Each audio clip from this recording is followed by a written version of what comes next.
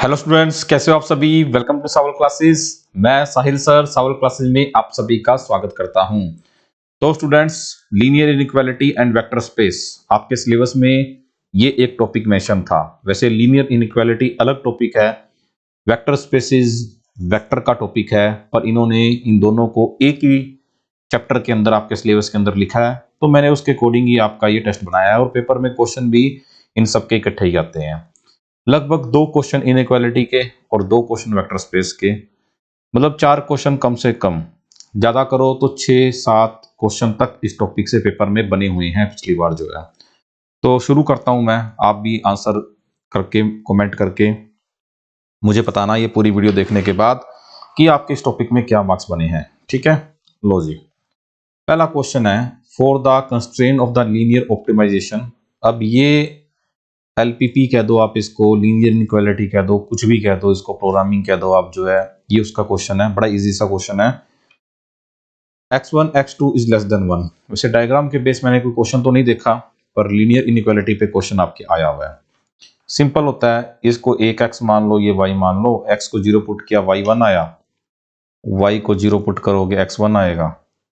तो एक तो लाइन आपके पास ये बनेगी। उसके बाद जो रीजन हमने सेट करना होता है, वो रीजन आपको 0 वैल्यू पुट करके मिल जाता है ना। जैसे कि एक लाइन तो ये आ गई, चलो अब ये कहता है कि ये लेस देन 1, तो आप x और y दोनों 0 डालो, तो 0 इज लेस देन 1, ये तो ट्रू होता है, मतलब 0 वाला रीजन इसके अंदर आएगा, मतलब इस ग्राफ के अंदर ये वाला रीजन काउंट करेंगे आपका जो है।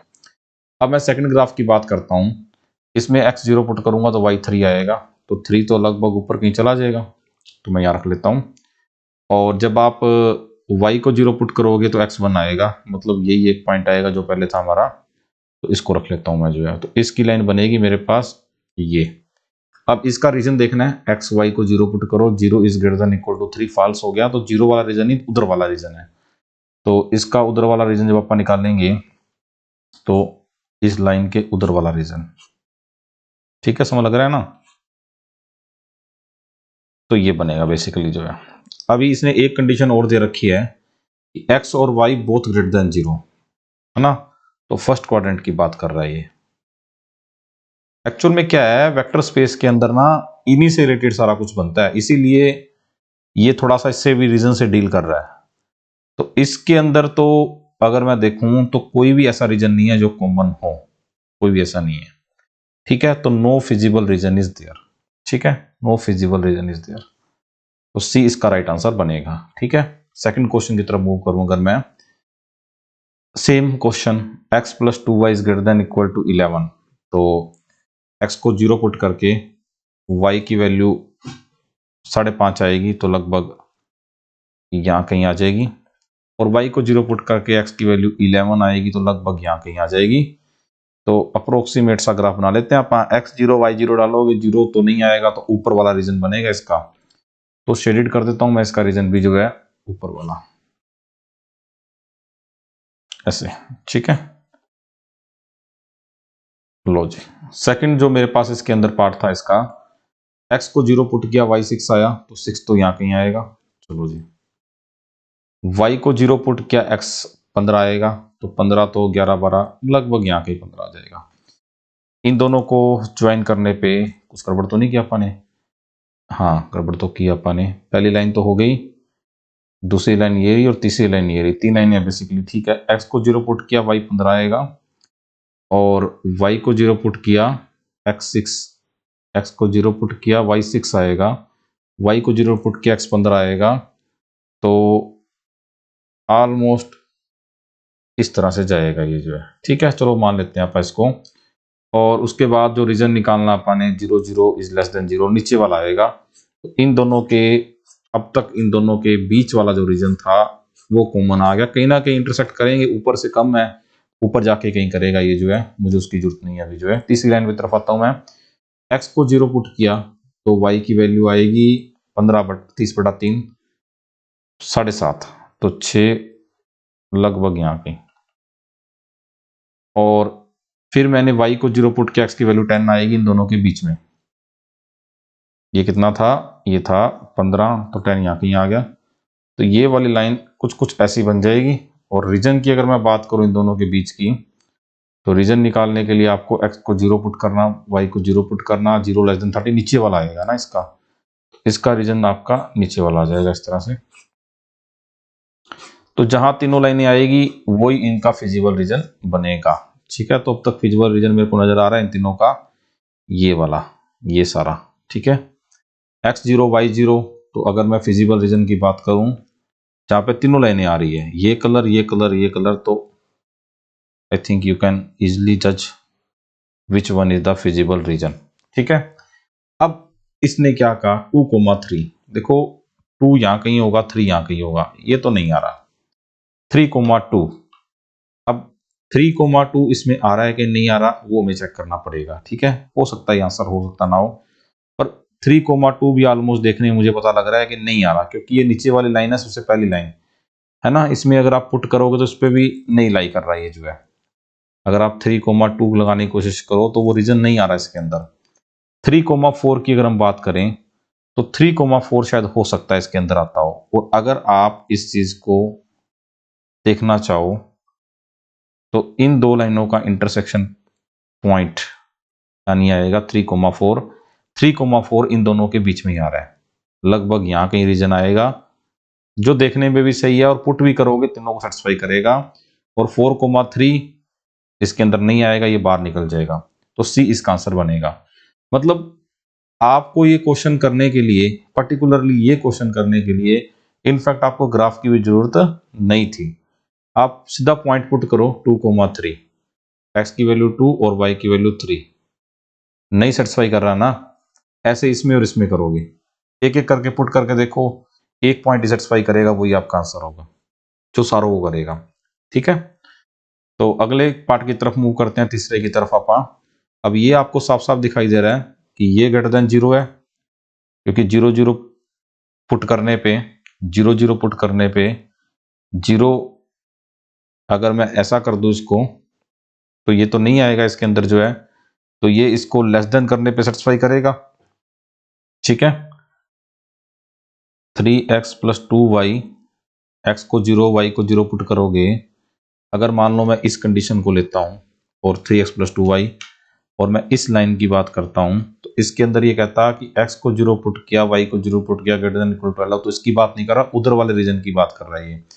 तो मतलब कि ये सही है जो इसने दे रखा है, इधर वाला रीजन ये है। इसी तरह से जो कुछ इसके लिए है वही कुछ इसके लिए है, क्योंकि दोनों एक ही कोऑर्डिनेट के अंदर है, तो ये दोनों कंडीशनों से ऊपर वाला रीजन कॉमन आएगा। और x और y को अगर आप पॉजिटिव कर दोगे तो सिर्फ फर्स्ट क्वाड्रेंट में रह जाओगे आप जो है, तो ए ही इसका फिजिबल आंसर बनेगा। थर्ड का A is the right answer. Fourth question की तरफ बढ़ता हूं मैं जो है, अगले क्वेश्चन की तरफ। The region represented by these two curve is, क्या बनेगा? तो कुछ नहीं करना आपने, इसके अंदर भी आप ग्राफ ही प्लॉट करोगे अपना जो है। तो 2x + के 3y less than equal to 5 और 4x - के 3y less than equal to - के 2। तो ये कहाँ लाई करता है, अपन ये चेक करना, देखिए जरा। तो इसमें क्या स्टूडेंट, x को 0 पुट किया, y की वैल्यू अगर आप देखो तो 1.6 के समथिंग आएगी। ठीक है, मैं 5/3 कर देता हूँ, पॉजिटिव आएगी जो भी है। y को 0 पुट किया, x 2.5 आएगा, जो भी लगभग पॉजिटिव ही आएगा, इससे ये पार करेगा, 0 0 सेटिस्फाई करेगा, तो इधर वाला रीजन इसका बन जाएगा। ठीक है, अच्छा नेक्स्ट पॉइंट पे आते हैं आप। ये वाला पॉइंट, x को 0 पुट किया, इसको x को 0 पुट किया, y की वैल्यू यहाँ पे 2/3 आई लगभग, है ना। 2/3 का मतलब है 0.66 लगभग यहाँ कहीं आ जाएगी। और जब आपने y को 0 पुट किया तो x की वैल्यू -2 के आसपास आती है, तो y को 0 पुट करने पे x की वैल्यू -1/2 या 2 जो भी आती है, इस तरह से आती है। फिर बात आती है रीजन की। तो रीजन के अंदर क्या दे रखा है मेरे को, x0 y0 0 0 is less than equal to -2 नहीं होता, तो दूसरा रीजन बनेगा, ये रीजन बनेगा। ठीक है, अगर कॉमन रीजन की बात करें तो नोट इन फर्स्ट क्वाड्रेंट, तो ये तो नहीं है फर्स्ट क्वाड्रेंट में। कॉमन रीजन थोड़ा सा आ रहा है, ये वाला जो है। बाउंडेड इन फर्स्ट क्वाड्रेंट नहीं है, unbounded in first quadrant fourth का नहीं है, नन ऑफ दिस ही बनेगा इसका ऑप्शन जो है, ठीक है। तो एक बार इसको आप चेक कर लेना, मेरे अकॉर्डिंग इसका आंसर यही आ रहा है जो है, ठीक है। अगला क्वेश्चन पांचवा, इस इक्वेशन का क्या मतलब है। अगर y is equal to x तो ऐसी लाइन बनती है, अगर ये 0 0 से पास करती है तो आप कोई भी एक पॉइंट, जैसे ये वाला पॉइंट ले लो 1,0, तो इस पे जब डालोगे 0 लेस देन इक्वल टू 0, ये तो ट्रू हो गया ना, मतलब ये इस रीजन की बात कर रहा है बेसिकली। तो the half plane that contain the positive x axis, तो ये बात बिल्कुल ठीक है, पॉजिटिव एक्स एक्सिस, बाकी कोई भी सेटिस्फाई नहीं कर रहा है इसको जो है, ठीक है।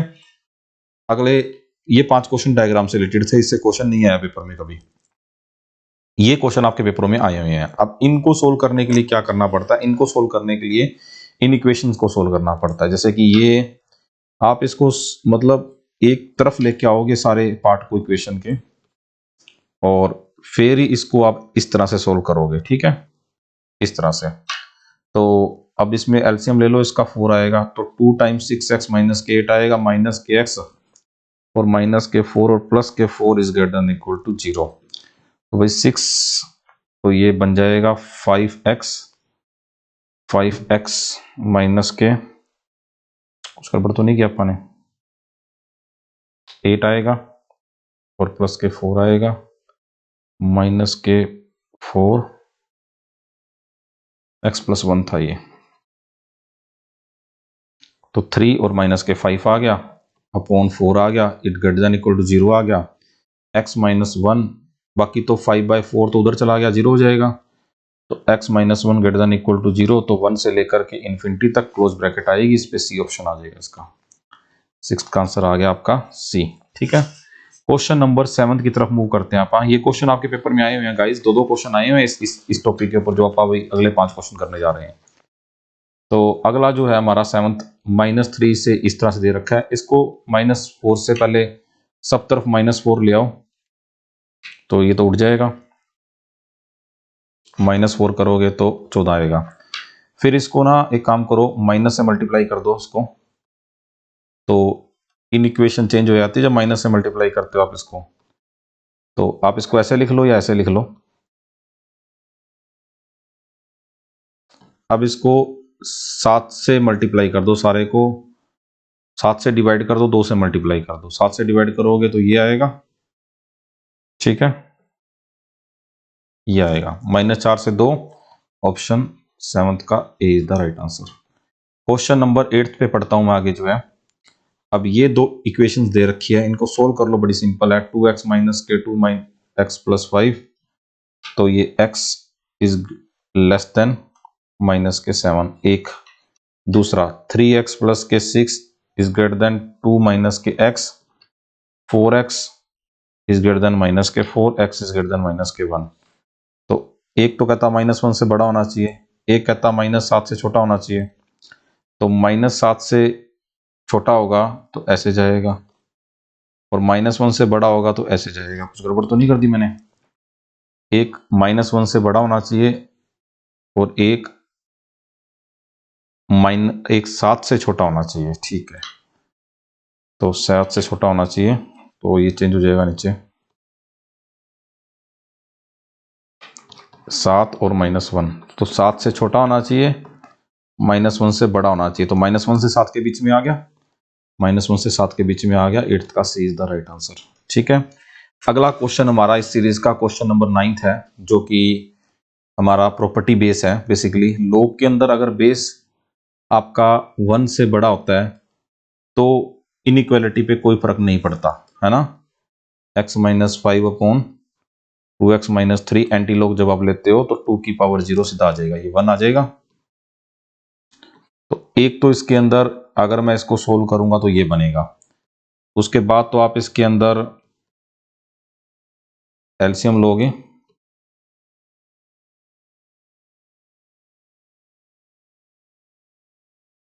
और माइनस के x माइनस के 2 लेस देन 0, नेगेटिव से मल्टीप्लाई कर दो इसको, ग्रेटर देन 0, और पहला इक्वेशन आ गया सही है अपना। एक बार चेक कर लेते हैं, कुछ गड़बड़ घोटाला ना कर दिया पापा ने। ठीक है सब कुछ। तो अभी इसको वेवी कर्व से करो, एक तो वैल्यू 3/2 आएगी, एक वैल्यू 2 आएगी। ग्रेटर देन 0 का मतलब है माइनस इन्फिनिटी से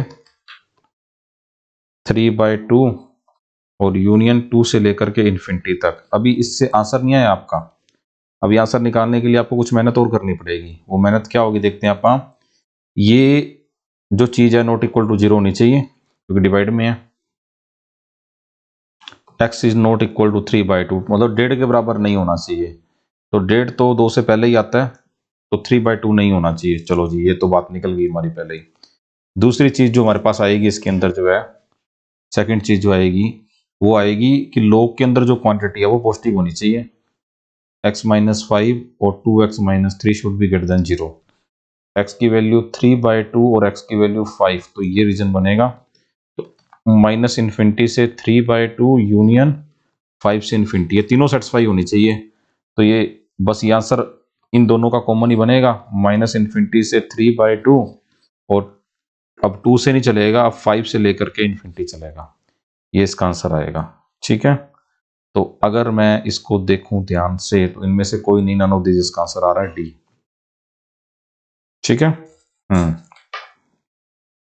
ठीक है, तो करेक्शन कर लेना अगर इसमें कोई मिस्टेक थी आंसर में, तो इसका आंसर डी बनेगा 9वीं का। 10वें क्वेश्चन की तरफ बढ़ता हूं मैं जो है। इसमें क्या होता है स्टूडेंट, देखो ये क्वाड्रेटिक का क्वेश्चन है, क्वेश्चन तो आसान है ये। माइनस के 2 लेस देन 0, एक आ गया यहाँ पे एक्स स्क्र माइनस के एक्स प्लस के 12 माइनस के 2x स्क्र प्लस के 6x माइनस के 6 अपॉन एक्स स्क्र माइनस के 3x प्लस के 3 शुड बी लेस देन 0। तो देखो भाई इसके अंदर माइनस के एक्स स्क्र प्लस के 5x प्लस के 6, अब it should be less than 0। इसको पॉजिटिव कर लो नेगेटिव से मल्टीप्लाई करके, एक्स स्क्र माइनस के 5x माइनस के 6 अपॉन एक्स स्क्र माइनस के 3x प्लस के 3 शुड बी ग्रेटर देन 0। इसके फैक्टर बना लो, x 3 और 2, 3 और 2 तो नहीं बनेंगे, x माइनस के 5, 6, x माइनस के 6 और x प्लस के 1 और नीचे बन जाएगा x, नीचे जो भी बनेगा अगर आप इसको ध्यान से देखो, बी स्क्र माइनस के 4ac इज नेगेटिव, तो नेगेटिव है तो a ग्रेटर देन 0 है, तो ये वैल्यू हमेशा पॉजिटिव रहेगी, तो उसको मल्टीप्लाई करके 0 कर दो। दिस इज ऑलवेज पॉजिटिव, क्योंकि d लेस देन 0 होता है तो पैराबोला अपवर्ड होता है और इस तरह से जाता है, तो ये हमेशा पॉजिटिव रहेगा, नेगेटिव कभी होगा ही नहीं।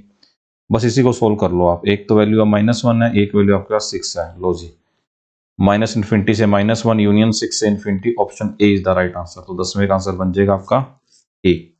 ठीक है, ये इसका राइट आंसर है। अगर मैं 11वें क्वेश्चन की तरफ मूव करता हूं हमारे, ये अब हमारा आ गया वेक्टर स्पेसिस। ठीक है, ये भी टॉपिक हमारे लिए पूरा इंपॉर्टेंट है क्योंकि 2 से 4 क्वेश्चन इस टॉपिक से भी एक्सपेक्टेड हैं, कम से कम 2 क्वेश्चन। अब देखो भाई इसको जरा, अब इसमें क्या दे रखा है कि ये वेक्टर स्पेस दे रखा है एक्स और वाई का। अगर मैं फर्स्ट पॉइंट की बात करूं, एक्स भी पॉजिटिव वाई भी पॉजिटिव है ना, तो फर्स्ट क्वाड्रेंट की बात कर रहा है, बाउंडेड इन फर्स्ट क्वाड्रेंट। तो अब आप मुझे एक चीज देखो, अगर कोई वेक्टर फर्स्ट क्वाड्रेंट में है, मान लो u है, u is belong to v1, तो वो कुछ इस तरह से बना u जो है ना। अब इसमें एक प्रॉपर्टी होती है, इसमें 10 प्रॉपर्टी होती है, 5 एडिटिव की होती है और 5 मल्टीप्लिकेटिव की होती है, जो सेटिस्फाई करनी चाहिए, जो क्लोजर प्रॉपर्टी है या फिर कम्यूटेटिव है, डिस्ट्रीब्यूटिव है ना, आइडेंटिटी वाली है, वो सारी प्रॉपर्टी इसमें भी लगती है, जो हर जगह लगती है वो यहाँ पे भी लगती है। तो उनमें ना एक स्केलर से मल्टीप्लाई वाली होती है ना, स्केलर जो कि एक फील्ड से बिलोंग करता है, एफ से।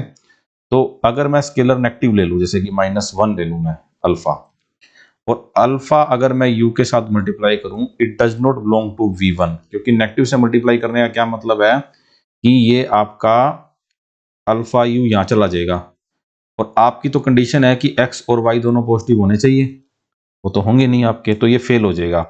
ये डायग्राम से इसको जज करने का सबसे मस्त तरीका होता है, अदरवाइज तो आप प्रॉपर्टी लगा के देखोगे तो बहुत, मतलब मेरे ख्याल से तो मुश्किल ही होगा आपके लिए जो है, क्योंकि आप किन्हीं भी 2 वेक्टर को जोड़ोगे, अगर वो फर्स्ट क्वाड्रेंट में है तो इस u और v, तो वो V1 से बिलोंग करेंगे करेंगे क्योंकि दो वेक्टर जोड़ोगे तो वो अगर फर्स्ट में ही है तो रिजल्टेंट उनका फर्स्ट में ही आएगा, इसमें कोई शक की बात नहीं है।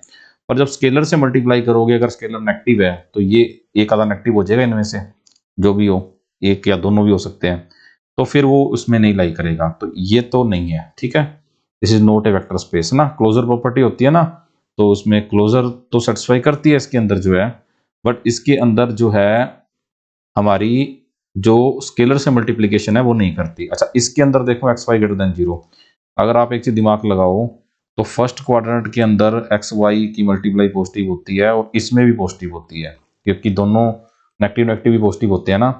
अब आप इसमें क्या है, अल्फा वाला तो कोई चक्कर नहीं है इसके अंदर, क्योंकि अगर वेक्टर यहाँ पे है माइनस से करोगे यहाँ आ जाएगा, यहाँ पे है तो यहाँ आ जाएगा, मतलब वो स्केलर मल्टीप्लिकेशन तो सही है। पर इसमें एक समस्या आती है, क्लोजर प्रॉपर्टी। मान लो कि ये मैंने एक u वेक्टर लिया और ये मैंने एक v वेक्टर लिया, और इनका अगर मैं सम निकालूंगा तो u प्लस वी यहाँ पे आ जाएगा, तो u plus b does not belongs to v1, तो ये प्रॉपर्टी इसमें सेटिस्फाई नहीं करती, closure property.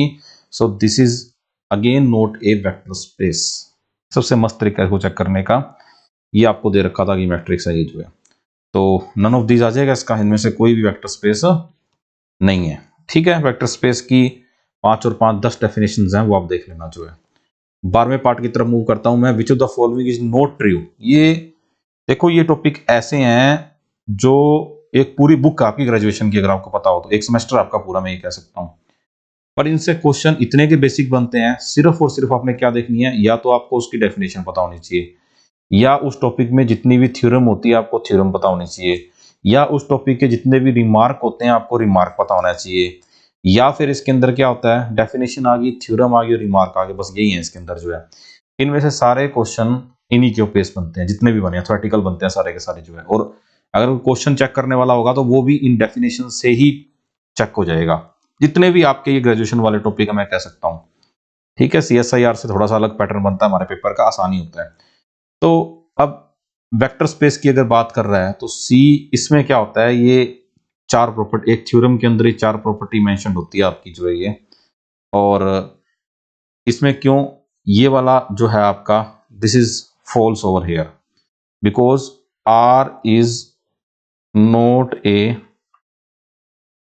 Vector space. Over C का मतलब है ओवर फील्ड C, मतलब R से तो आपने लेना है आपका वेक्टर, और फील्ड से लेना आपने अपना कांस्टेंट, यही होता है ना इसमें। तो अब इसमें क्या होता है, अगर आप कोई भी एक कांस्टेंट ले लो जो कि कॉम्प्लेक्स नंबर है, तो और एक आप वेक्टर ले लो R जो कि रियल नंबर है, तो आपको पता है multiplication of a real number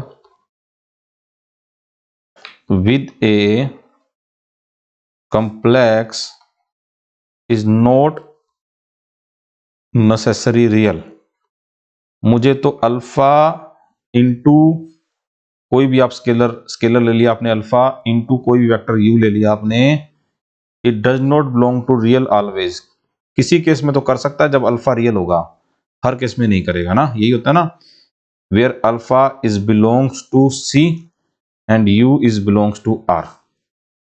तो ये स्केलर मल्टीप्लिकेशन भी वेक्टर स्पेस से बिलोंग करनी चाहिए, तो R एक वेक्टर स्पेस नहीं रहता। बाकी सब में आप चेक कर सकते हो, स्केलर मल्टीप्लिकेशन करेगी, प्लस माइनस तो करेगा ही करेगा। ठीक है, तो डी आंसर आएगा। मैंने आप स्टार्टिंग से लेके आज तक जितने भी आपके मैंने टेस्ट बनाए हैं वो सारे के सारे हाईली कंसेप्चुअल होते हैं, हाईली कंसेप्चुअल, ताकि आप मजबूर हो जाओ एक बार थ्योरी पढ़ने में। 13वां क्वेश्चन, 13वें क्वेश्चन पर मूव करता हूं। The union of two subspaces of a vector space V is. Intersection तो सभी की होती है, ऑलमोस्ट जितने भी अपने पढ़े हैं, पर union need not to be. ठीक है, तो नहीं होता हमेशा। हाँ, ये जरूर होता है, ये पेपर में आया हुआ क्वेश्चन भी आपके, if one is contain in another, या मैं कह सकता हूं कि U और V ये जो है इट शुड, ये मतलब नॉट यूनियन, मतलब यूनियन निकालना पाने, ये अगर एक मतलब U is a subset of V, और V is A subset of U, तभी U union V is contained in V1 vector space, तभी यूनियन होता है, नहीं तो वेक्टर स्पेस वो नहीं होता।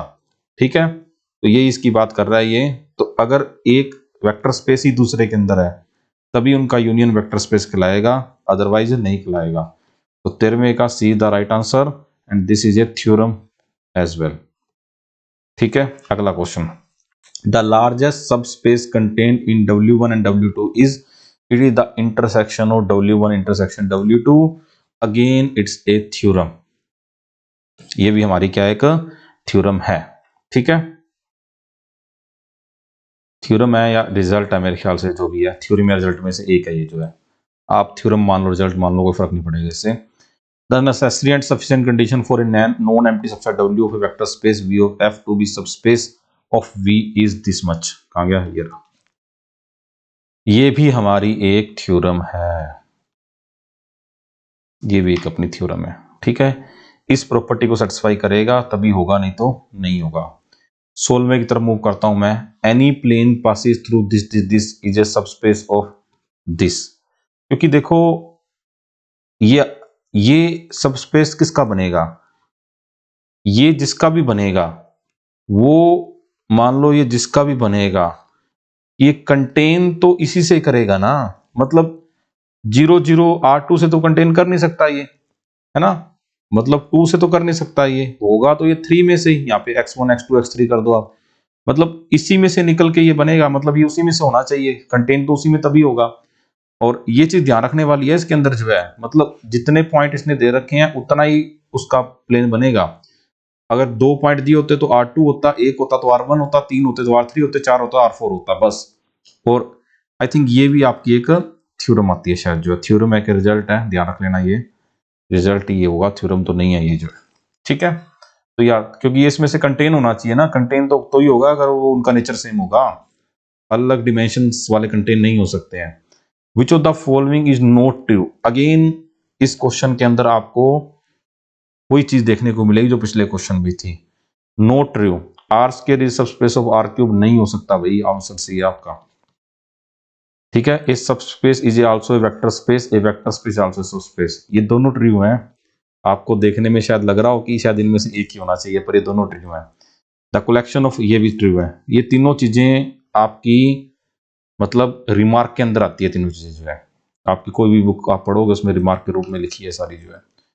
18वां question, for what value of k will the vector v is a linear combination of this. देखो लीनियर कॉम्बिनेशन का मतलब क्या होता है कि ये v है, ये v1 है, v2 है, मतलब मैं कह सकता हूं alpha v beta v1 gamma v2 is should equal to 0, तभी ये v1 v2 लीनियर कॉम्बिनेशन के अंदर होते हैं।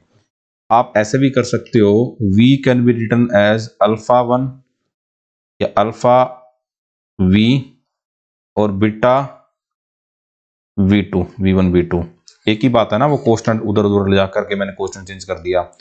अब आप ऐसे भी चेक कर सकते हो, v कितना है 1 k और minus k 4 is equal to alpha time v1 है 1 माइनस के 3 2 और बीटा टाइम v2 है 2 माइनस के 1 और 1। आप कोफिशिएंट चेक कर लो इनके जो है, अल्फा प्लस 2 बीटा और ये आएगा k is equal to minus k 3 alpha minus k beta और माइनस के 4 आएगा आपके पास 2 अल्फा प्लस के बीटा। इन दोनों से सोल्व करके अल्फा बीटा निकाल लो, यहाँ पुट करके के की वैल्यू निकाल लो। तो ऊपर वाली को 2 से मल्टीप्लाई कर दूं मैं, नीचे वाली ऐसी की ऐसे आ जाएगी, तो ये 6 is equal to 3 beta, beta is equal to 2, ये बीटा 2 डाल दो 4 अल्फा माइनस 3, तो अल्फा माइनस 3 9 7 आ गया के, ऑप्शन आ गया डी। ये इसका एक तरीका होता है। अच्छा एक ये भी होता है, अगर इनको ये 0 होता है तो आप इनको मैट्रिक्स की प्रॉपर्टी के थ्रू भी कर सकते हो, डिटर्मिनेंट इसका निकाल लो और 0 पुट कर दो। ये तो चलो 3 वेक्टर थे, 3 डिमेंशन था तो हो गया, अगर 4 5 होंगे तो अल्फा बीटा गामा लेकर कैसे निकलेगा फिर। तो ये 1 टाइम माइनस के 3 प्लस के 2 माइनस के टाइम 1 माइनस के 4 3 और माइनस के 4 9 माइनस के 1 प्लस के 6 5 इज इक्वल टू 0। तो ये माइनस के 1 प्लस के 3 के माइनस के 20 21 आ गया ना देखो। तो 3 के इज इक्वल टू 21 और के इज इक्वल टू 7। तो चल जाएंगे, दोनों तरीके चल जाएंगे इस केस के अंदर जो है। ठीक है, 18वें का आंसर। 19वें क्वेश्चन की तरफ मूव करता हूं मैं। Which of the following is true, इनमें से कौन सा ट्रू है। तो भाई 19th क्वेश्चन के अंदर देखो, इसको आप किसी तरीके से भी कर सकते हो।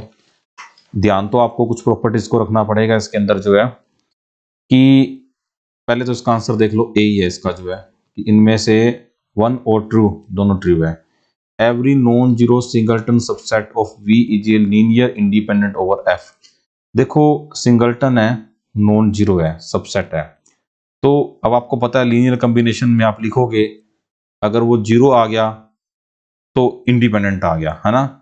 तो अब होगा क्या, अल्फा इंटू कोई भी vector space V, it should equal to zero. अब ये तो नॉन जीरो है, तो इसका मतलब ये बड़ा जीरो होगा, वेक्टर है तो अब अल्फा क्या होगा, अल्फा ही जीरो होना पड़ेगा। और आपको पता है अल्फा 1 v1 अल्फा 2 v2 करते करते alpha n vn is equal to zero. अगर अल्फा 1 अल्फा 2 अल्फा n सारे जीरो आते हैं तो लीनियर इंडिपेंडेंट होता है। और अगर इनमें से एक भी नॉन जीरो हो जाए तो लीनियर डिपेंडेंट हो जाता है, यही होता है ना। तो इसमें तो बेचारा एक ही अल्फा है और उसको जीरो होना पड़ेगा, तो सारे अल्फा जीरो हो गए इसके लिए, तो ये लीनियर इंडिपेंडेंट हो गया ओवर एफ। ठीक है, every set containing zero vector is linear dependent over F. ये तो पहले से क्लियर हो गया मेरे को जो है ना, क्योंकि जीरो वेक्टर है तो अल्फा को आप नॉन जीरो ले सकते हो, क्योंकि ये तो जीरो है तो आंसर आपका जीरो ही आएगा इसके अंदर जो है। तो alpha not equal to zero, अगर एक भी नॉन जीरो अल्फा मिल जाए, एक भी नॉन जीरो अल्फा, तो लीनियर डिपेंडेंट बन जाता है। ये आई थिंक ये आपकी थ्योरम आती है, उसके अंदर 3-4 पॉइंट आते हैं, उनमें से एक ये पॉइंट्स हैं सारे जो है। Every subset of linear independent set of vector is linear dependent. ये तो भाई बिल्कुल एब्सर्ड है, देखने ही पता लग रहा है ना। अगर लीनियर इंडिपेंडेंट का लीनियर इंडिपेंडेंट कहता तो मान लेता, ये तो कोई ट्रू नहीं है, तो तीसरा इज नॉट ट्रू। ठीक है, तो इसका 19 का आंसर आ जाएगा ए। 20वें क्वेश्चन की तरफ मूव करता हूं मैं। फाइंड द वैल्यू ऑफ के, जब अब सेम है इसी तरह से करोगे आप इसको, है ना। k01 इज अल्फा टाइम 1 - 1 3 और बीटा टाइम 1 2 - 2। अल्फा बीटा निकालो, सेम इक्वेशन बनेगी, सोल्व कर लो। या फिर इसको 1 - 1 3 1 2 - 2 k01 ऐसे लिख लो इसको जो है, और इसके डिटर्मिनेंट को जीरो कर दो। यहां से k की वैल्यू आ जाएगी आपकी आई थिंक 3/4। सोल्व कर लेना, दोनों तरीके आपके पास हैं। 21वां question, choose the false statement. इनमें से आपने गलत स्टेटमेंट चूज करनी है। तो देखो ये ना बेसिस की बात आती है हमारे पास जो है। बेसिस के बारे में आपने पढ़ा होगा, मैं आपको हल्का सा बेसिस की जानकारी देता हूं जो है। ठीक है, ये सारा थ्योरेटिकल पार्ट है इस टॉपिक का सारा जो है। देखिए मैं आपको बेसिस के बारे में बताता हूं, just a second only. Basis जो होता है, बेसिस जो होता है, लेट वी एफ एक वेक्टर स्पेस है, a subset of B of V is called, A B का सबसेट है। ठीक है, a subset of B is called B of V, sorry छोटा ए, बी का सबसेट है।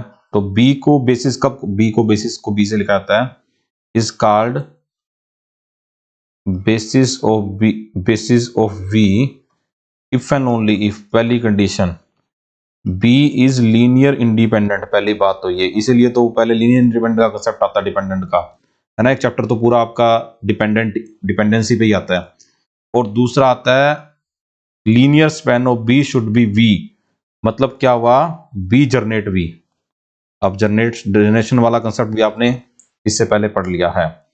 ठीक है, बी जनरेट वी या बी स्पेन्स वी, एक ही बात है जो है। और ठीक है, अब ये बेसिस का कंसेप्ट होता है सारा जो है। तो इसमें क्या होता है, इसमें linear span of empty set is equal to zero ही आता है। ठीक है, तो फाई इज लीनियर इंडिपेंडेंट, ये आपको पता ही है। तो इसका मतलब फाई क्या बन गया, बेसिस बन गया ना, phi is basis of this, ये चीज आती है। तो ये तो ट्रू हो गया। तो आपा ने फॉल्स स्टेटमेंट सेलेक्ट करनी थी 21वें में, है ना, 21वें में फॉल्स स्टेटमेंट सेलेक्ट करनी थी अपन जो है, ठीक है। तो ये इसका आंसर आ गया। तो ये तो आ गई ट्रू। दूसरी, phi is not basis of this, ये भी ट्रू है, क्योंकि ये है तो ये तो अपने आप ही फॉल्स हो गया, ट्रू हो गया। Zero vector cantt B element of A basis of a vector space, तो ये भी अपना ट्रू हो गया, ठीक है। और नन ऑफ दिस, तो बचा क्या सिर्फ अपने पास इसके अंदर 21वें का डी आंसर आएगा, ठीक है। ये तो जब आप बेसिस पढ़ते हो ना, सबसे पहला रिमार्क यही आता है बेसिस का जो है, zero vector is an element of basis, can't be an element of basis of vector space, ठीक है। तो ये चीज आती है हमारे पास जो है। चलो जी 22वें की तरफ मूव करता हूं मैं। If u and u two are finite dimensional space, अब जो आपके डिमेंशन स्पेस होते हैं उनमें क्या होता है, उसके अंदर आपको a vector space VF is called finite dimension space or finitely generated, इसको ये भी कहते हैं, if and only if there exist a finite subset S, वहां पे एक finite subset S of vector space V such that linear span of S is equal to V. S generate linear span of S is V, that is S generate V, अगर S V को generate कर दे तो, ठीक है। तो ये हमारा dimension space कहलाता है। डिमेंशन स्पेस की डेफिनेशन इतनी इंपॉर्टेंट नहीं है जितनी इसकी प्रॉपर्टी इंपॉर्टेंट है आपके लिए जो है, ठीक है। तो डिमेंशन स्पेस की काफी सारी प्रॉपर्टीज में देखने को मिलती है, उनके अंदर इसकी सबसे इंपॉर्टेंट प्रॉपर्टी इसी में आती है, और यही आपका आंसर आज का जो है इसका। ये यूनियन उसकी तरह चलती है, सेट्स की तरह, डिमेंशंस की प्रॉपर्टी सेट्स की तरह चलती है, बिल्कुल सेट्स की तरह चलती है इसके अंदर जो है। इसकी प्रॉपर्टी अगर आप देख लोगे तो आपके लगभग इसमें ये सारा काम कवर हो जाता है अपना जो है, ठीक है। तो इसकी प्रॉपर्टी आप डिमेंशंस की पढ़ लेना एक बार जो है, आपको पेपर में ये प्रॉपर्टी बेस्ड क्वेश्चन ही आए हैं सारे के सारे, थ्योरेटिकल सिंपल। उसके बाद हमारा लीनियर ट्रांसफॉर्मेशन आता है इसके अंदर जो है, ठीक है। और ये लीनियर ट्रांसफॉर्मेशन की प्रॉपर्टीज ही है, तो इसमें अल्फा टाइम अल्फा बार निकल जाता है इसके अंदर जो है। और 24वां क्वेश्चन जो है वो भी लीनियर ट्रांसफॉर्मेशन से रिलेटेड ही है। ये भी लीनियर ट्रांसफॉर्मेशन की एक, लीनियर ट्रांसफॉर्मेशन की 3-4 प्रॉपर्टी आती है मेन जो है, उनमें से एक है additive identity for linear transformation of V to U, ठीक है ना, V से लेकर के सॉरी W तक जो है। तो zero is the additive identity, zero इसको आप थोड़ा बोल्ड करके लिख लो चाहे जो है, एडिटिव आइडेंटिटी, ठीक है। ऐसे ही अगर मैं बात करूं एडिटिव इनवर्स की, तो -T1 is additive inverse of linear transformation T1, एक ये होता है इसमें, आइडेंटिटी और इनवर्स, दो चीजें याद कर लेना, ये इसकी मेन प्रॉपर्टी होती है। बाकी तो इसके अंदर सारी जो सिंपल आप कह दो कि कम्यूटेटिव एसोसिएटिव प्रॉपर्टियां लगती है वैसे की वैसे, और एडिशन के अंदर ये बिल्कुल किसकी तरह डील करता है, यूनियन की तरह डील करता है, ठीक है जी। तो ये हमारे क्वेश्चन थे। अब आप मेरे को सारे पेपर चेक करने के बाद टोटल नंबर बताओ कमेंट करके, आपके 24 में से कितने बने। कोई डाउट हो तो कमेंट करके मुझे बताना। Thank you, bye bye, take care.